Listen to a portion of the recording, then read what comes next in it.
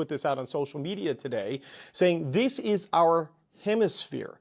So you see that, I mean, that is not just our country, our self-interest, it is the whole geographic region of spanning multiple continents. Yeah, but with great respect to the State Department, David, this is our hemisphere. I could put out a little thing on YouTube saying this is my hemisphere, this is our hemisphere. Like, what the hell is this? You can't unilaterally declare that you have unique jurisdiction over an entire half of the world, and all the people who live in that half of the world just have to put up or shut up.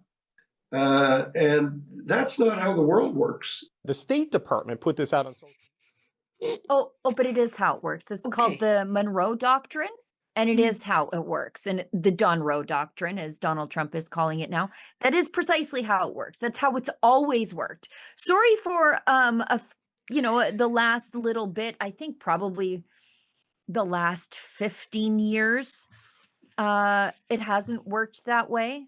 But it is how it's always worked. In fact, for a time, snatching South American dictators was a national pastime in the American government. So just think of all of them, like Nicaragua and Panama and Chile and like the South American politics that happen here. But I love that he's like all outraged. He's like, how dare the Americans say this is their hemisphere? How dare they? Well, okay, Bob, first of all, America has 128 major military bases across the world, and thousands and thousands and thousands of military installations that guard us, mild Canadians, from Chinese and Russian aggression. Okay, the only thing that is keeping the Chinese and the Russians, it sounds so stupid saying it, being from Canada, and we have been infiltrated, but I'm talking on a military scale, is the United States. So yeah, they get to talk about the hemisphere. We share the hemisphere. This is the North. This is we're talking about the well-being of the North American continent. Continental supremacy. This is what we're talking about. But yeah, like Bob Ray. Well, we could say the same thing. Could we, Bob Ray? Have you looked at our military? Let's quickly go to that Tamsin Waterhouse military. The lady crying. Or the head of the military crying. Olivia, maybe you can find that. I feel very regal, all laid back in my chair. But maybe we could find that, because I want to show you, this is the lady in charge of our military, and then look at that stone cold stud, Pete Hegseth. Yes. The lady bawling her eyes out. And then there's Pete Hegseth saying, you effed around, now you found out. Okay. So let's just show who's a side by side. If we're able to. Olivia, sorry to put you on the spot. I can't even see if you're responding. There we go. Okay, here's the leader of Canadian military. Yes. Okay. Go. I apologize to every CAF member, veteran who experienced racism, discrimination, and harassment. I can't. And I acknowledge we failed you. I apologize to every CAF member. Our head of the military just bawling her eyes out. Can't even get a statement out. And Pete Hegseth is surgically extracting narco-terrorists from their bed at night and just leaving their empty slippers behind. Just with a butterfly net. Oh, where's the narco-terrorist? Oh, there you are. Yeah, I'm going to get you. I'm going to take you over the Statue of Liberty. And here we go. Oh, yeah, this is it. Okay.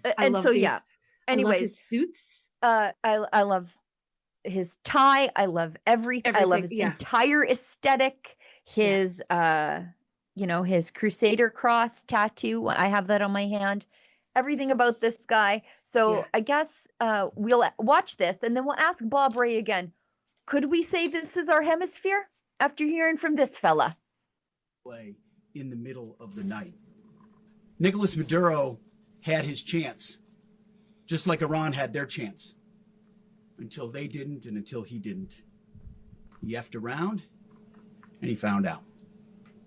President Trump is deadly serious about stopping the flow of gangs and violence to our country. Deadly serious about stopping the flow of drugs and poison to our people in the middle of the night. Anyway, Nicolas Maduro. Is it our hemisphere or is it his? Is it like, are they just defeating the bad guys? Are they just defeating the bad? I think this more has to do with Bob Ray's discomfort at maybe being a target of Donald Trump's attention. Well, you kind of earned it, guys. You kind of earned it. Also, I brought this up with David yesterday. When I see what the American military was able to do when it was actually allowed to do what it has the capacity to do, it is an astounding force. Yes. For good. And I know that if Pete Hegseth were the Secretary of War when they withdrew from Afghanistan, it would not have gone the way that it did. That was such a debacle from start to finish, that entire withdrawal. Yes. Yeah. So anyway, is it our hemisphere, Bob Ray?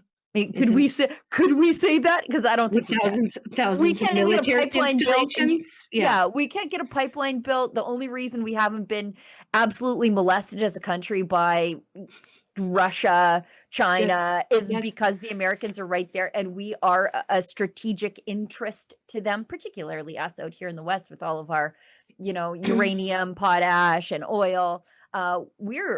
Nothing's going to happen to us. Anyway, as long as the Americans are right next door. But yeah, what are you going to do? Empty out the tampon containers and throw the box at the Chinese when they waltz in to take us over? Bob Ray? Yeah. Yeah. Nerf guns and water balloons. Yeah. Anyway. And that's not throwing shade on the guys in our military. I feel nothing but absolute empathy for them having to do what they do with what they have for this government. It's really got to be demoralizing. For sure. It has to be demoralizing. Yeah. Yeah. Okay, we've got one more clip on this. I love this. I watched it yesterday, and I have, like, Fox News is just the soundtrack of my life right now in the background upstairs, because every time I'm walking through the kitchen to get a coffee, come back downstairs, there's always something fun happening on TV. This has been the most wonderful 3 days. Nicolas Maduro was stunned at how many rights America grants its criminals, including himself. He never even conjured the notion that he would get an attorney, could apply for bail, that he had the right to stay silent, I guess, without being beaten into a false confession.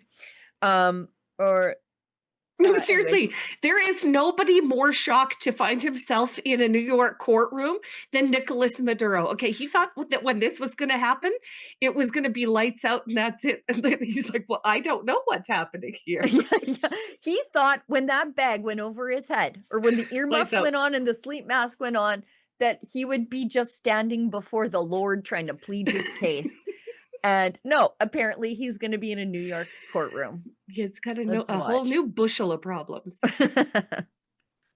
All of this stuff from the judge translated to him by an off-screen translator to ensure that he understood. He said he did. Interestingly, he said after the judge read him a version of Miranda rights and included the fact that he had the right to potentially be released on bail, Maduro said he was unaware of those rights. And it struck me that he's coming from a very different legal system, because it seemed like he had never even conjured the notion that he's entitled to an attorney, he may be able to apply for bail, and he has the right to to stay silent. He has the right that none of the material that he has said outside the purview of counsel necessarily has to come in. So it was interesting to see him sort of taking that in a system very different from the one I'm sure he's used to. All of this. I'm enjoying that immensely, because he was the system. Right, he was the system. If you went against that guy, you just got yourself disappeared.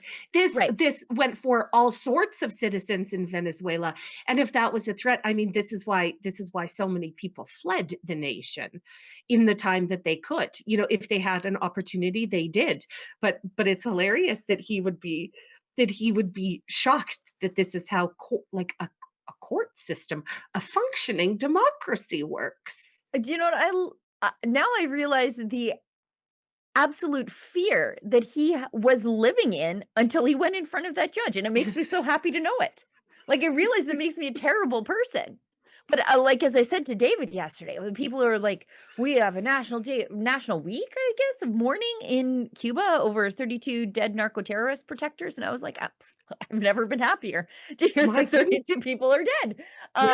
And is like, same thing here. I'm so, like, he must have thought every breath I take could be my very last, because he doesn't realize that there are places with rule of law.